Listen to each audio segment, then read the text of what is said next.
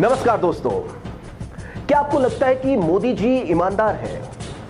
मुझे ऐसा बिल्कुल नहीं लगता। मैं ऐसा क्यों बोल रहा हूं, चलिए आपको समझाते हैं। राफेल विमान डील के बारे में तो आपने सुना होगा। दरअसल ये एक बड़ा घोटाला है और इसके सीधे आरोप मोदी सरकार पर लग रहे हैं। दरअसल राफेल एक लड़ाकू विमान है और भारत इस विमान को फ्रांस से खरीद रहा है। मोदी सरकार ने इस विमान को महंगी कीमत पर खरीदकर एक बड़ा घोटाला किया है। इसको ध्यान से समझिएगा।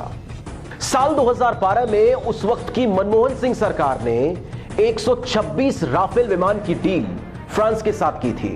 यह डील 54,000 करोड़ रुपए की थी और एक राफेल विमान की कीमत 540 करोड़ रुपए थी। इस डील में 18 विमान भारत को तैयार स्थिति में मिलते और बाकी के बचे 108 विमान भारत की एक सरकारी company Hindustan aeronautics limited France के साथ मिलकर बनाती। साल 2012 की उस डील को मोदी जी ने साल 2015 में रद्द कर दिया और उसके बाद फ्रांस के साथ मोदी जी ने एक नई डील की।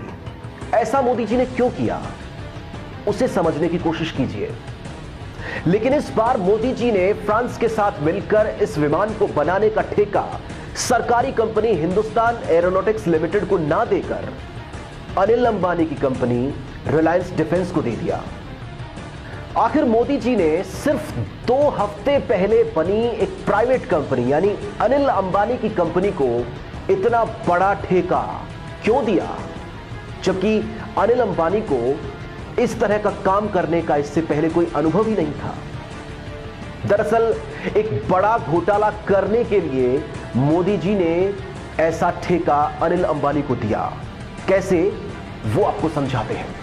नई डील के तहत मोदी जी ने विमानों की संख्या 126 से घटाकर सिर्फ 36 कर दी और एक विमान की कीमत 540 करोड़ रुपए से बढ़ाकर 1640 करोड़ रुपए कर दी। आखिर 1100 करोड़ रुपए महंगा एक विमान क्यों खरीदा गया?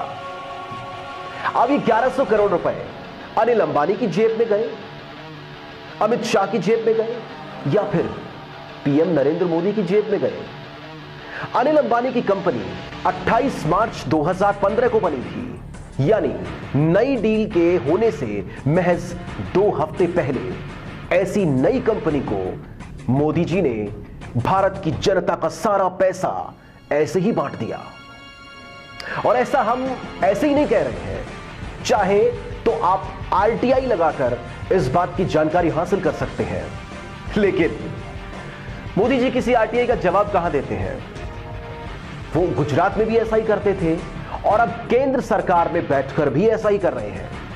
मोदी जी जनता के पैसे को बड़े बड़े उद्योगपतियों में बांट रहे हैं और बड़े बड़े उद्योगपति उसके बाद हो सकता है कि गायब हो जाए।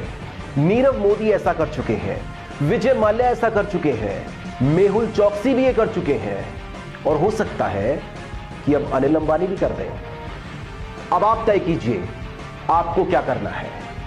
इस वीडियो को ज्यादा से ज्यादा लोगों तक शेयर करें ताकि ये सच्चाई ज्यादा से ज्यादा लोगों तक पहुंच सके। जय हिंद।